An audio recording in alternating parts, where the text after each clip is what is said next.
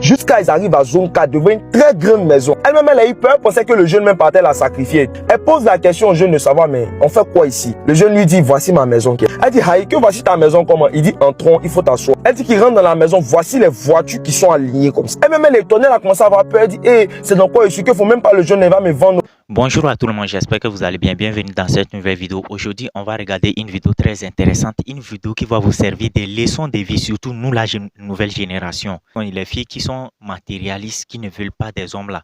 Cette vidéo, elle est pour vous. Vous allez écouter attentivement jusqu'à la fin parce que l'homme va vous surprendre. L'homme surprend toujours. On ne peut pas voir une personne dire que non, telle personne est sale, telle personne est telle chose, telle chose. On ne peut pas juger un livre par sa couverture. Tout d'abord, je suis en train de tout parler. Regardons toute cette vidéo attentivement jusqu'à la fin. Une jeune fille m'a laissé un message en disant qu'elle a un regret amer par rapport à une situation. Je vous explique. Je vais nommer deux amies, dont l'une du nom de Léa et une autre du nom de Priscille. Et ces deux amies-là sont toutes deux chrétiennes. Donc Léa est issue d'une famille où il y a quand même les moyens. Et Priscille, qui est sa meilleure amie, est issue d'une famille bon où les parents n'ont pas assez. Et elles ont constaté que chaque dimanche, il y a un jeune homme qui vient, il est très beau. Mais lui, il vient toujours en habit de mécanicien. Donc il vient toujours sale, il y a de la graisse sur lui, il n'est pas présentable, il n'est pas propre. Il n'y a rien même qui fait en sorte qu'on puisse l'aimer. Et ce jeune homme-là, un jour est parti voir leur pasteur en question pour dire que il veut aborder une des filles. Et la fille qu'il veut aborder, c'est Léa, celle dont les parents ont les moyens. Donc quand le jeune homme est venu vers Léa, elle a posé la question de savoir qu'est-ce que le jeune homme fait dans la vie. Le jeune homme a répondu simplement qu'il est mécanicien. Donc lui, il s'occupe des voitures, c'est tout ce qu'il a dit à Léa. Léa a fait comprendre qu'elle ne pouvait pas sortir avec un mécanicien, que ça ne pouvait pas marcher. Au stade où elle est aujourd'hui, la si elle doit sortir avec un homme, c'est un homme qui est quand même casé, c'est un homme qui a quand même une situation posée. Son pasteur l'a appelé pour lui poser la question, mais le jeune t'a dit les mécaniciens, mais est-ce qu'au moins tu as pris le soin vraiment? Elle dit non, que ça ne l'intéresse pas, mécanicien elle veut pas. Donc c'est comme ça que le jeune lui-même il est parti, il avait tellement mal, il a eu mal au cœur. Donc quelques 2-3 mois, il se tourne vers Priscille qui est la meilleure amie de Léa. Donc Priscille elle prend son temps, elle l'observe, elle discute avec lui, elle voit que le jeune, bon, il a quand même quelque chose dans la tête et tout. Donc elle accepte de sortir avec ce jeune là. Donc elle sort avec le jeune et 2 mois, 3 mois, elle dit au jeune, mais toi-même tu es mécanicien, ton garage même tu travailles où? Avant le culte, le jeune vient avec une voiture, c'est-à-dire que la voiture même elle est déjà gâtée, lui-même il vient en habit de mécanicien. Donc vraiment, le dimanche après le culte, tellement elle insistait pour aller dans la maison du jeune, le jeune lui dit, bon, ce dimanche là, on va aller chez moi à la maison. Le jeune prend sa voiture, il commence à rouler jusqu'à ils arrivent à zone 4, devant une très grande maison. Elle-même, elle a eu peur, pensait que le jeune même partait la sacrifier. Elle pose la question au jeune de savoir, mais on fait quoi ici? Le jeune lui dit, voici ma maison. Elle dit, Haï, que voici ta maison comment? Il dit, entrons, il faut t'asseoir. Elle dit qu'il rentre dans la maison, voici les voitures qui sont alignées comme ça. Elle-même, elle est étonnée, elle a commencé à avoir peur. Elle dit, c'est dans quoi je suis, qu'il faut même pas le jeune, il va me vendre. Quand le jeune la dépose à la maison, le jeune dit, je viens, je vais me changer, je prends mon bain, je descends. Donc c'est dans ça, tellement elle était impatiente, elle a ouvert le portefeuille du jeune, elle a lu ce qui est mis sur la fonction de la carte d'identité. Elle voit, on met ingénieur en mécanique. Elle dit, donc le jeune que mon ami a pris le soin de refuser là, que c'est un ingénieur en mécanique qui est caché là. Et lui, il a pris le titre simplement qu'il est mécanicien pour éviter au fait de rencontrer des femmes qui vont le poursuivre à cause de son âge. Donc quand il descend, elle lui demande, toi là, tu es ingénieur? Il dit oui. Elle dit, donc pendant 3 mois, tu m'as caché ça? Il dit oui, que je suis ingénieur et tout. C'est comme ça que Priscille va aller dire à Léa que, mais l'homme que tu as refusé, est-ce que tu sais qu'il est ingénieur? On est parti chez lui aujourd'hui. Mais la maison, tu pouvais pas y. Un bel homme, les belles voitures. Le jeune homme dit qu'il va rester avec Priscille et que c'est Priscille qui va épouser. Il dit c'est devenu des histoires entre les deux amis. Léa dit que Priscille est venue voler son mari, que c'est elle, il a abordé d'abord. Priscille aujourd'hui dit que non, que le jeune est venu vers elle. Elle n'a pas voulu. Voici amitié qui est en train de se gâter comme ça. Donc moi je vous raconte simplement ce qu'on m'a raconté. Qu'est-ce que vous pensez de cette histoire? Si vous-même vous étiez à la place du jeune homme, est-ce que vous allez rester avec Priscille, même vous allez retourner avec Léa? On est ensemble et vos avis comptent, vos partages comptent, vos likes comptent. N'oubliez surtout pas, on vous lit dans les commentaires. On est ensemble. J'espère que vous avez écouté la vidéo attentivement avec moi jusqu'à la fin. On ne juge jamais un livre par sa couverture. Je répète encore, je suis sûr que vous avez déjà entendu cette parole qu'on ne juge jamais un livre par sa couverture. C'est de ça qu'il s'agit. C'est que Priscilla, si amitié ça l'avait gâté, ça n'a qu'à gâter. C'est de ça qu'il s'agit. Léa, elle est là. Une personne l'a abordée. Toi, Léa, au stade où toi tu es, toi, tu ne peux pas sortir avec cette personne parce que cette personne est mécanicien. Et quelques mois après, la personne est partie sortir. Genre, il a abordé ton ami Priscilla.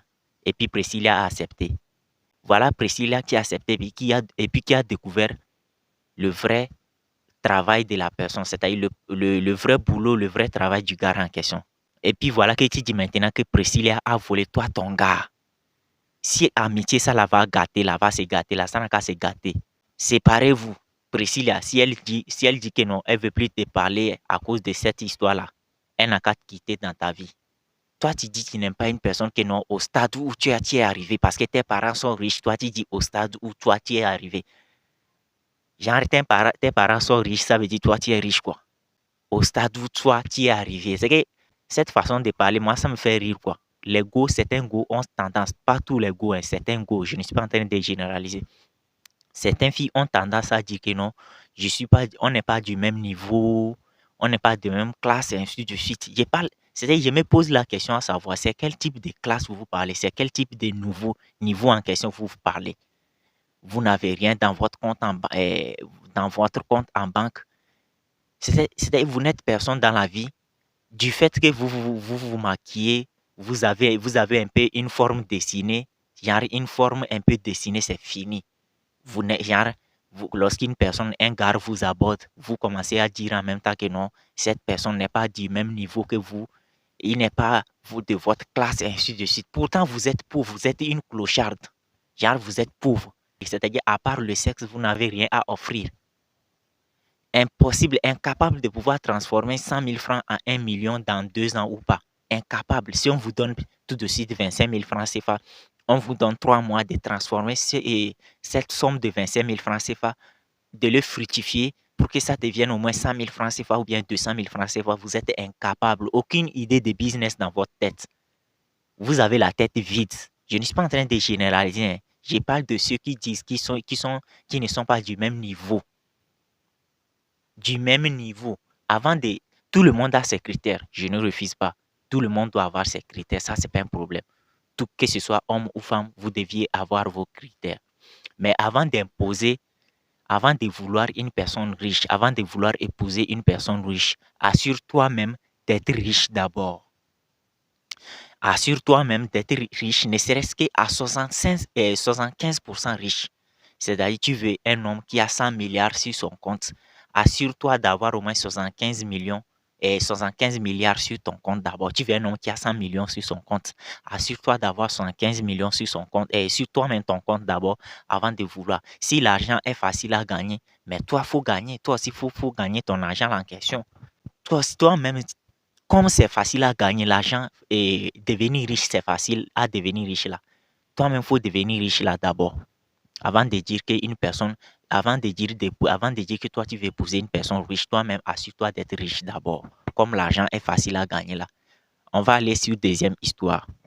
Écoutons maintenant cette deuxième histoire de Monsieur Daniel qui est en train de raconter. La personne qui est en train de raconter les histoires en question, il s'appelle Monsieur Daniel.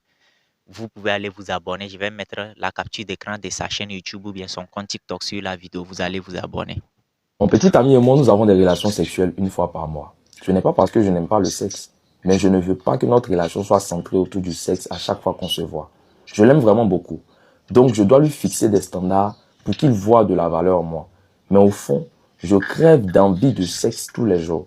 Récemment, j'ai commencé à voir ce mec. Je ne l'aime pas. Je ne vois pas d'avenir avec lui. Donc, je me sens à l'aise d'avoir des relations sexuelles avec lui tous les jours. Ça ne me dérange pas qu'il me voie comme une pute. Je l'utilise juste pour assouvir mon envie. Au fait, Deuxième histoire racontée par Monsieur Daniel. C'est que toi, tu n'aimes pas une personne. Toi, tu aimes une personne. Toi, une femme, tu aimes une personne, mais tu veux te jouer les femmes saintes. Tu veux te jouer les femmes qui ne sont pas faciles, ainsi de suite.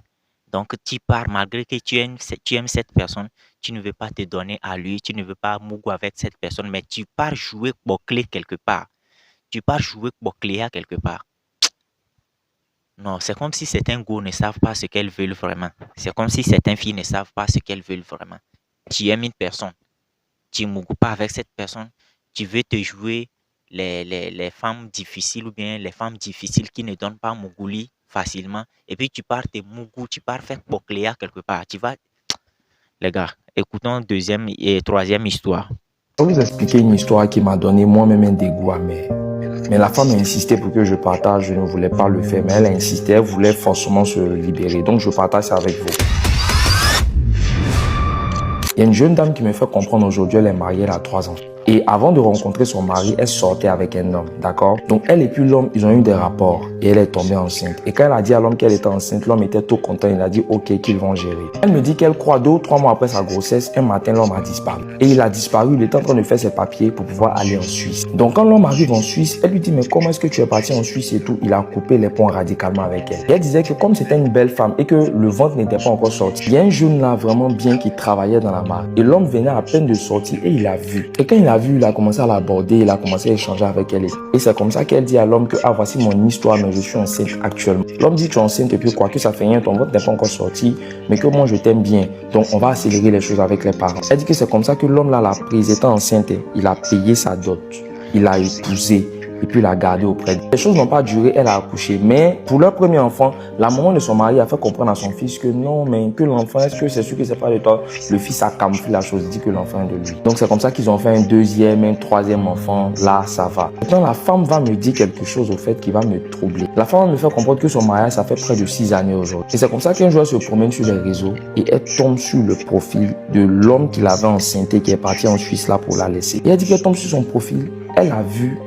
Mais c'est comme si ça réveillait des sentiments en elle. Il est devenu plus beau, plus élégant. Il travaille maintenant vraiment dans les hautes sphères. Elle dit qu'elle regarde le profil, elle lui laisse pas de message. Elle sort 1 semaine après, jour pour jour. L'homme là va l'écrire. L'homme là l'écrit, rentre en contact avec elle et tout ça. Et l'homme demande après son enfant. Elle fait comprendre à l'homme que non, tu n'as pas d'enfant ici. Tu n'as absolument rien. En tout cas, ils ont vraiment discuté sur la question. Donc l'homme là décide de rentrer au blesse. Les femmes, vous voulez quoi? Venez me dire juste dans les commentaires. On n'est pas en train de juger qui que ce soit ici. Mais s'il vous plaît, vous voulez quoi au juste? Un gars était avec toi. Ita Mugu, tu es tombé enceinte. Il est parti en Suisse ou bien quelque chose. Il est parti en Europe te laisser. Il n'a pas assumé la grossesse. Il est parti te rester. Et il est parti, il t'a laissé là-bas. Un autre gars, un jeune battant, un jeune brosseur, c'est-à-dire un jeune, c'est pas quelqu'un qui n'a pas l'argent, il a l'argent. Il t'a vu. Il t'a dit que tu lui plais. C'est comme ça que tu lui plais. Il t'a honoré en te mariant, en payant ta dot. Il t'a amené dans son foyer. Il a dit que l'enfant que tu vas mettre au monde va l'appartenir. C'est-à-dire, il n'a pas mis de la différence entre les enfants en question. Il a donné son nom à l'enfant d'autrui. C'est-à-dire l'enfant d'autrui. Il élève l'enfant d'autrui là comme son propre enfant. Vous avez eu même plusieurs enfants ensemble. Je crois 2 autres enfants, plus l'enfant de ton ex là. Ton ex qui n'a pas assumé la grossesse, qui est parti te laisser. Et un jour, tu tombes sur le profil de ton ex en question sur les réseaux sociaux. Et voilà que 1 semaine après, ton ex en question, il te recontacte. Et puis toi, tu pars à son rendez-vous sans mettre, sans pouvoir prévenir ton mari qui t'a honoré, qui a payé ta dot. Tu pars rencontrer ton ex sans prévenir ton mari. Malgré que ton ex en question, on sait que c'est le père de ton enfant. Mais tu ne peux pas aller le voir sans prévenir ton mari. Ton mari qui t'a honoré, qui t'a trouvé avec ta grossesse. Mais le mari en question, c'est-à-dire, il ne s'est pas dit que non, telle personne est enceinte, donc je vais les laisser, moi je ne vais pas épouser. Le mari, le gars t'a honoré. Malgré que sa maman est en train de découvrir, genre, il est en train de faire des soupçons sur ta première grossesse là. Le mari, ton mari en question a dit à sa maman que non, maman, c'est moi-même, j'ai géré le mouvement, c'est moi-même, c'est-à-dire c'est moi-même mon enfant, c'est ma grossesse. L'affaire là est close. Toi, tu pars dans le dos de ton mari pour aller mougou avec ton ex, sous prétexte que ton ex est revenu, il a réussi. Vous voulez quoi? Vous voulez quoi? Dites-moi dans les commentaires. Vous voulez quoi au juste? Une personne qui t'a honoré.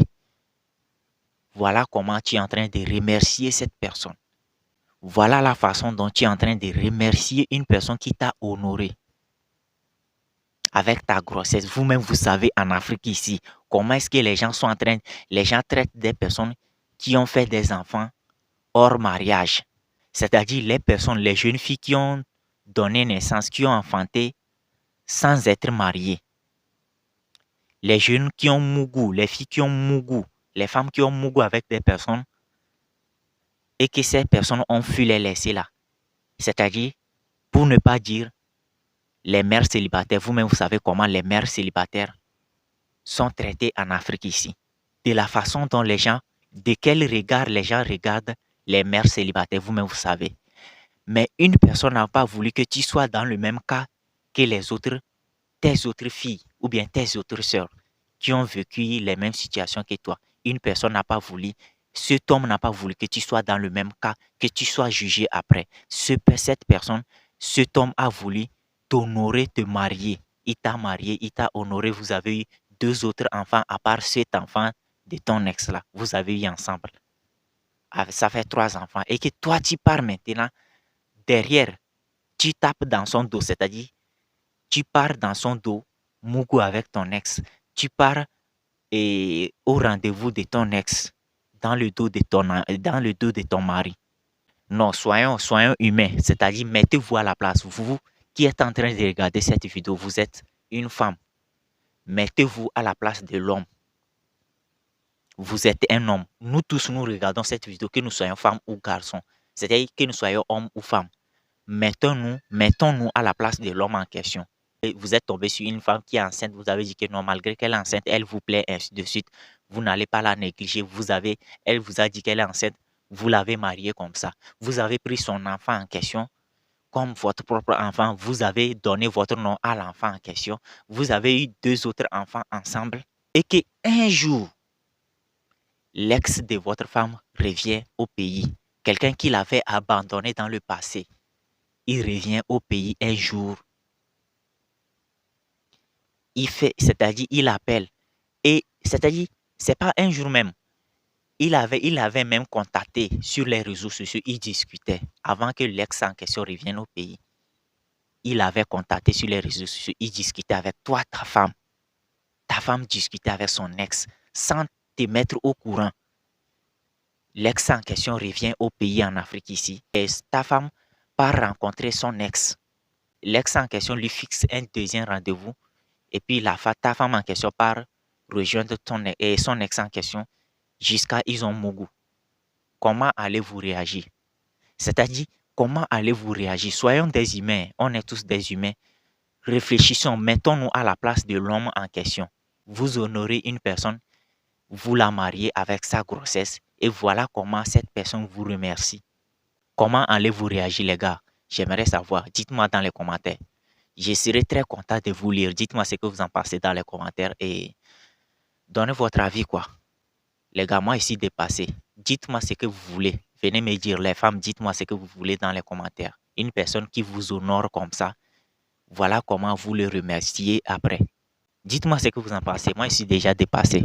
Pour ceux qui veulent avoir un compte TikTok monétisable ou bien une chaîne YouTube monétisable, veuillez me contacter. Vous avez déjà mon numéro sur WhatsApp. Mon numéro WhatsApp sur la vidéo, c'est le plus 228 98 09 96 31. Plus 228 98 09 96 31. Si vous voulez avoir des comptes TikTok monétisables ou bien des chaînes YouTube monétisables, contactez-moi tranquillement et puis on va gérer ça par WhatsApp. C'est de ça qu'il s'agit. Que Dieu vous bénisse. On se dit à la prochaine et ciao.